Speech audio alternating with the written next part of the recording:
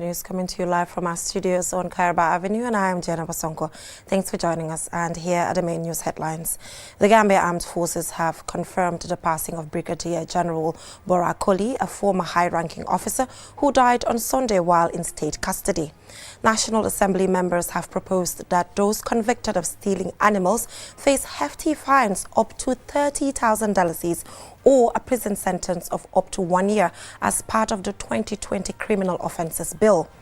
Each year, the second Monday in March is celebrated as Commonwealth Day across the 56 member countries spanning Africa, Asia, the Americas, Europe and the Pacific.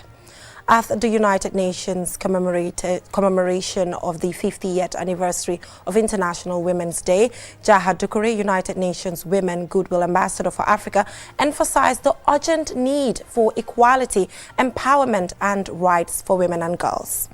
And in international news, the ECOWAS Female Parliamentarians Association has adopted a new constitution and unveiled its 2025 work plan during the just-ended first session of the ECOWAS Parliament in Nigeria. Those were the main headlines, and now the news in detail. Do stay with us.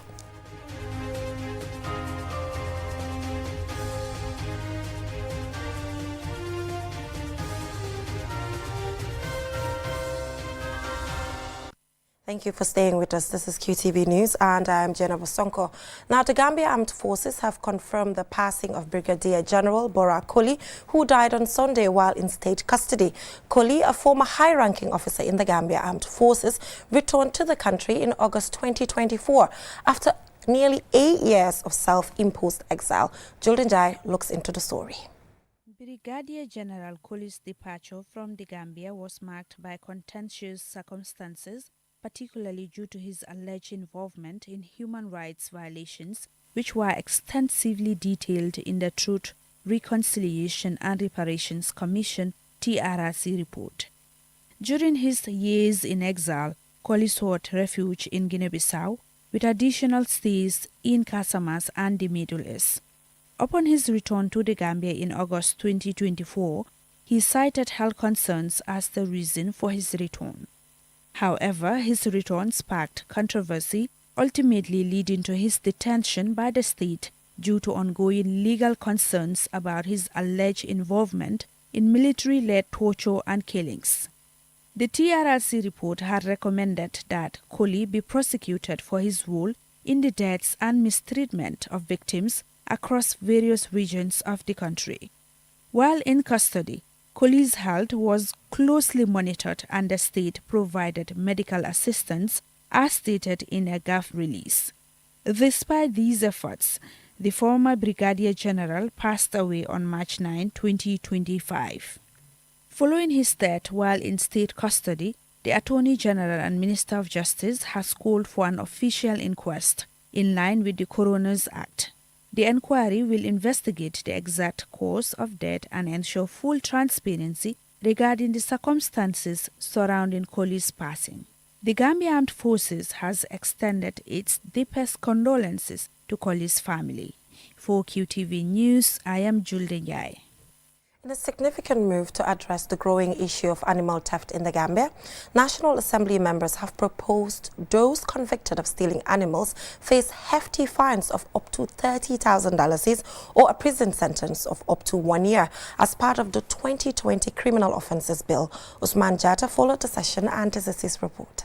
The alarming rate of animal theft across the Gambia has left many farmers struggling as their livestock is crucial to their livelihoods. In response to the growing crisis, lawmakers at the National Assembly have come together to amend the 2020 Criminal Offences Bill, introducing stricter penalties for those convicted of livestock theft. Initially, the bill proposed a 7-year prison sentence and a fine of $100,000 for those convicted of cattle theft and other livestock-related crimes. However, after a heated debate, lawmakers revised the proposed punishment to a minimum of $30,000 and a 1-year jail term for offenders. Depending on the severity of the crime, both penalties could be imposed simultaneously. Honorable Babu Sise, Nam for Sabah Sanjal, Honorable Alfuseni Sise, Nam for Same, and Honorable Bileji Tunkara, Majority Leader, and Nam for Kantora, all shared their views on the matter. Aspect of it is the value and is the deterrent that we are looking at here. If one's goat is more valued than a bull, the person can sue for compensation and damages and the like. People, we believe in these small ruminants. Sometimes you will realize that, they will come and steal almost about 100. But for me, what I'm suggesting, 50,000 above an imprisonment for 3 years. Do you know how much money the person has spent on providing ground hay, the time the person looked after that goat before it reached where you stole it? So we have to look at all these things and peg it at 50 and above. One is 50 and above, a minimum of 1 year. I'm not debating. Minority Leader Alhaji Estabo expressed a differing view, raising concerns about the adequacy of the proposed punishment in addressing the scale of crime. If we want to get maximum fine, we can target 500,000 instead of 100,000 maximum. And then minimum imprisonment, 3 years. Minimum imprisonment, 3 years also, in my view also, for stealing a goat and you are sentenced for 3 years, that could also be on the high side. Dauda Ejalo, the Attorney General and Minister of Justice, provided technical advice during the session, playing a key role in guiding the legal framework of the proposed amendments. So you have to look at it globally, that the crime of theft itself, so the impact of it is not the value of the item stolen alone. I think it's something that society just don't want us to do it, so let's deter it. Let's not overdo it, but let's not also trivialize it just to look at it as a goat. Yes. Because the impact of that goat to the owner may be bigger than just the value of how much the market value of the goat is. In a separate clause, Parliament also proposed a fine of not less than $500,000 and a minimum jail term of 5 years for individuals convicted of vehicle theft. Lawmakers are hopeful that these proposed legislative changes will act as a strong deterrent to the rising number of livestock and vehicle theft cases that have been making headlines across the country. Osman Jata, reporting for QTV News. Each year, the second Monday in March is celebrated as Commonwealth Day across the 56 member countries spanning Africa, Asia, the Americas, Europe and the Pacific. Our Bob reports on this significant day. Millions of people around the world are celebrating Commonwealth Day today with festivals, fairs and faith-based services. This year's theme, Together We Thrive, honors the enduring spirit of the Commonwealth family. 56 independent member countries united by shared values outlined in the Commonwealth Charter. The day unites 2.7 million Commonwealth citizens across these nations, celebrating their common values and working toward a shared future. This year also marks the 60th anniversary of the Commonwealth Secretariat, the executive arm of the association. Working with member countries, the organization has built a strong track record of achievements, particularly for its pioneering role in climate action, support for small states, and youth development. King Charles' message underscores the urgent need to tackle environmental challenges and restore global harmony. His focus on safeguarding the future of younger generations reflects his long-standing commitment to sustainability and climate action. The Right Honourable Patricia Scotland Casey, the outgoing Commonwealth Secretary General, delivered a message emphasizing the unity, diversity and shared values of the Commonwealth. She highlighted the organization's unique global reach and the strong relationships it fosters among its 56 member nations. Scotland reaffirms the Commonwealth's commitment to peace, justice and sustainable development, noting that these principles have been consistently upheld despite contemporary challenges. She also reflected on outgoing reforms and modernization efforts aimed at better serving the Commonwealth's 2.7 million citizens. The Gambia's relationship with Commonwealth has undergone significant changes in recent years. In October 2013, under former President Yahya Jammeh, the Gambia withdrew from the Commonwealth, labeling it a neo-colonial institution. However, following the election of President Adama Barrow in December 2016, the Gambia sought to rejoin the Commonwealth. A formal application for readmission was submitted in early 2017, and the Gambia officially rejoined the Commonwealth on February 8, 2018. This reinstatement allowed the Gambia to fully participate in Commonwealth activities, marking its renewed commitment to the values and goals shared by the member nations. Since 1977, Commonwealth Day has been celebrated annually on the second Monday of March. In recent years, this observance has expanded from a single-day event to a full week of celebrations. For QTV News, I am Awa Bob. Happy Commonwealth Day to all 56 member countries. From that story by our Bob, we will now go for a short commercial break, and when we come back, we have local and international news to stay. fii mooy fan fii mooy Inessa di place bi nga xam ne moom la ñëpp taam place bi bépp xeetu ataaya bu baax rek bu dugg see ci dëkk bi xamal ne fii rek la am bara wërga bii neex na lool saf na ba pare tamit nag am gu bu neex boo ko naanee rek da ngay kontaan ci saas añ ba suur ba gëreesal li nga lekk jëndal baara ataaya bii ndax moom la ñëpp taam gis nga sama client bii ataaya bu neex bu ne moom laa koy njëkk a jox ndax moom kat ataaya bu neex rek lay wër baara warga bii mooy warga bi gën te moo gën a saf kon nag ràññee leen ko bu baax kon daw leen gaaw ca Banjul foofu ca Inessa di place bi nga xam ni foofu rek nga ko mën a amee wholesale wala retail mu ngi foofu ci boori court house bi foofu ca Banjul wala nga daw ci bépp marché bépp supermarket bépp boutique fépp foo dugg rek di nga mën a am baara warga bii nga xam ne moom la ñëpp di wër tey baara warga moo dàq ci warga yi man maa ngi ci moom ndax su ma mënee ataaya moom rek lay naan. The future is now. With QCell's 5G network, experience speeds like never before with our new 5G Rocket Fixed Internet plan. Get speeds from 10 Mbps to 100 Mbps. Your 5G-enabled devices. Walk into QCell headquarters to get one of our 5G routers and experience the true feeling of 5G. Only with QCell. QCell brings you the future. Tech, innovation, incredible speed. The future is now. For more information, call our customer care on 111. QCell, Sunyabus. We innovate, others follow. Terms and conditions apply.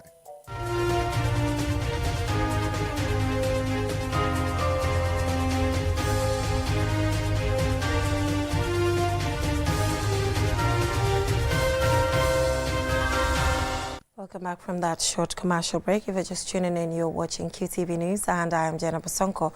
Now, Jaha Dukuri, United Nations Women Goodwill Ambassador for Africa, emphasized the urgent need for equality, empowerment, and rights for women and girls. The Gambian women's rights activist was speaking at the United Nations commemoration of the 50th anniversary of the International Women's Day. The Young Mathematicians Association, YMA, was founded with the aim of increasing students'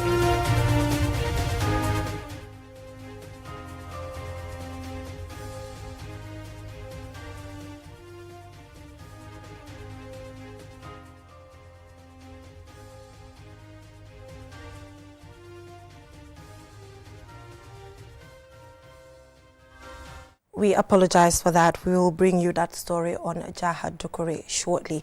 Now, moving on, Nusrat Senior Secondary School emerged as the winners of the annual mathematics quiz competition during the 4th edition of the Young Mathematicians Association's event. They triumphed over Maham Senior Secondary School in the finals, which were held at the University of the Gambia, Kanifing campus. Pa Daniel Gomez files in this report.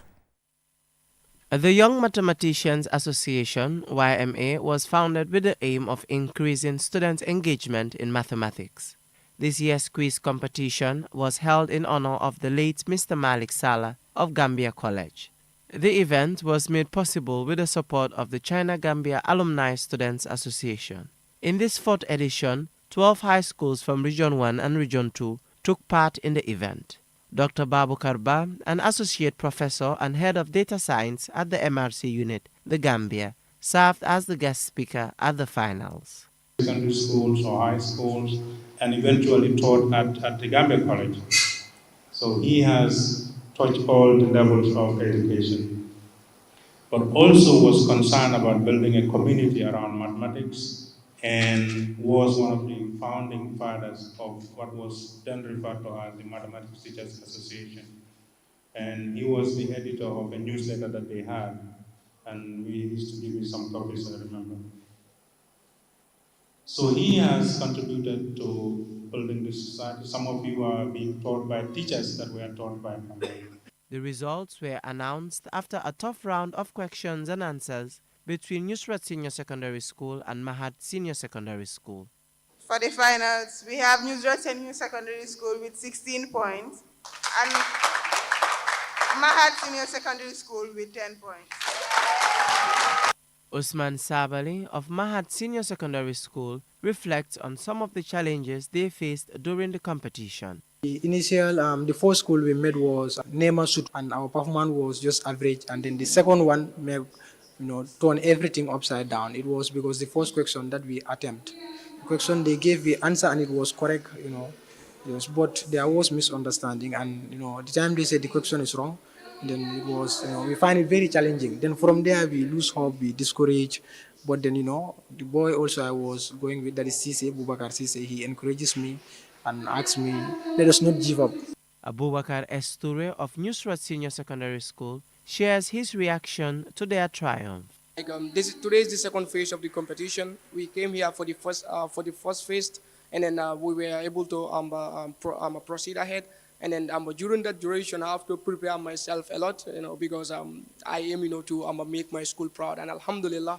The winning school, Nusrat, walked away with 2 trophies and laptops, while the second place Mahad received 4 tablets. The third place Muslim Senior Secondary School received 2 tablets, and the 4th, 5th and 6th place teams received smart watches. The rest of the participants were given calculators, courtesy of the Chinese Embassy in the Gambia. Reporting for QTV News, I am Pa Daniel Gomez. Now we take a look at Jaha Dukure, United Nations Women Goodwill Ambassador for Africa's emphasis on the urgent need for equality, empowerment and rights for women and girls. The Gambian women's rights activist was speaking at the United Nations commemoration of the 50th anniversary of the International Women's Day. More in this report. The event, held at the UN headquarters in New York, brought together leaders, activists, and advocates from around the world to reflect on the strides made over the past 5 decades in the fight for women's empowerment and acknowledge the challenges that remain. Women Goodwill Ambassador Jaha Dukure took center stage, delivering a passionate address that resonated with the global audience. Madame Dukure, a prominent advocate for women's rights and an outspoken critic of gender-based violence, child marriage, and FGM, called for collective action to dismantle the barriers that hinder progress towards a more equitable future for women. When a girl is denied education because her family cannot afford school fees, when a mother cannot escape an abusive marriage because she has no financial independence, when women's labor on farms, in homes, in markets goes unrecognized and unpaid, this is not just economic inequality. It is a denial of dignity. And for all women and girls, dignity is not negotiable. Madame Dukure shared personal stories and impactful statistics that highlighted the ongoing struggles faced by women worldwide, while also emphasizing the significant milestones they have achieved and can continue to reach with the right support. A woman who can provide for herself can make choices. A girl who has an education can build her own future. A mother who is supported by policies that value her care work can raise her children without fear. These are not luxuries. These are rights. And yet, around the world, too many governments continue to deny their urgency, failing to invest in the very people who hold our societies together. This is Jaha Dukure's call to action in honor of the International Women's Day team. When we close the gaps in care policies, we unlock the potential for millions. When we fund women-led solutions to climate change, we build a more just and sustainable world. When we ensure that all women and girls have access to land, to capital and resources, then we are not just fighting poverty, we are reshaping the future. UN Women Goodwill Ambassador for Africa firmly reaffirms that the fight for women's rights worldwide will continue relentlessly until these rights are fully met and honored. From the villages of Africa to the halls of power, from farms to boardrooms, from classrooms to global stages. All women and girls are here, and we will keep marching. Because dignity is not negotiable, equality is not optional, and freedom for all women and girls is not a dream, it is a demand, and we will not stop until it is met. Madame Dukure is the founder and executive director of Safe Hands for Girls, an organization dedicated to ending female genital mutilation. She played a key role in the Gambian government's ban on the practice. Recognized for her significant impact, she was named in the 2016 Time 100 list of most influential people, nominated for the Nobel Peace Prize in February 2018, and received the Eleanor Roosevelt Valkill Medal. Mamna Buka, reporting for QTV News. Well done, Jahad Dukure. Now moving on, the Ministry of Health, in collaboration with the Regional Health Directorate in Mansa Konko, presented 3 ambulances to 3 communities in the Lower River region on Monday. The handover took place at the Soma District Hospital. Our regional correspondent Bakari Balde has the rest of that. The ambulances were provided to Soma District Hospital, Buren and Quinella Health Centers to address mobility challenges and improve access to healthcare services across the region. Sidi Lamin Ba, the governor of Lower River Region, assured the beneficiaries of his office ongoing support and emphasized that the health sector is a key development priority for President Barrow's administration. We have seen how many ambulances came before these current ambulances. We have seen the building of hospitals or major health centers in this country. We have seen the contributions of even his wife, that is the Fatou Barrow Foundation, of what he is contributing towards the development of this. This is a national development. But if we say the government alone can do it, the government cannot do everything. We have to support the government. Yeroba, the Regional Director of Health Services, expressed his gratitude for receiving the ambulances and highlighted the positive impact they will have on healthcare delivery in the region. These ambulances will be handed over, and we are handing them over to very careful officers who will make sure that they will be used for the purpose for which they are provided for. And be rest assured, these ambulances will go a long way to alleviate the challenges that we have been experiencing before. Buba Toure, the Riders for Health Regional Administrator, praised the government of the Gambia for entrusting them with the responsibility of facilitating the provision of the ambulances. He highlighted that the government of the Gambia is making significant strides in healthcare delivery. I was privy to be part of the Ebola program, not under the Ministry of Health at that time. At the regional level, the Gambia was doing far better. Sometimes, yes, we quarrel here and there, but looking at our situation, we are much better than most countries we have, my thought. During our Ebola program, I realized that the region of Kundara in Guinea-Conakry, as big as the Gambia, or probably twice bigger than the Gambia, we saw some 8 Buffalo ambulance services when the Gambia was boosting with over 100, health facility vehicles. So the gap was tremendous. And then from our sub-region, it's true we go to Senegal on referrals and all these stuff like that. But if you look at the topography of, health provision for communities in the sub-region, the Gambia stand number 1. Omar Kuyate, the officer in charge of Soma District Hospital, spoke on behalf of the beneficiaries. We thank the minister, through the president as well. We have to thank the president of the Gambia, Mr. Adam Barrow, because without his efforts, it will not be realized. And also have to thank Riders for Health. For Riders for Health, they are doing a lot in this country when it comes to transportation. So we also thank Riders for Health for coming to our aid. Other speakers included the Chief of Jara West, Yaya Jajusi, who also serves as the Soma District Hospital's board chairman, and the Imam of Jara Soma. Both emphasized that the ambulances would greatly address the region's healthcare needs. The ceremony was also attended by district chiefs, Alkalolu, and nurses from various health facilities across the region. Bakari Balde, QTV News. Now let's take a look at news beyond our borders.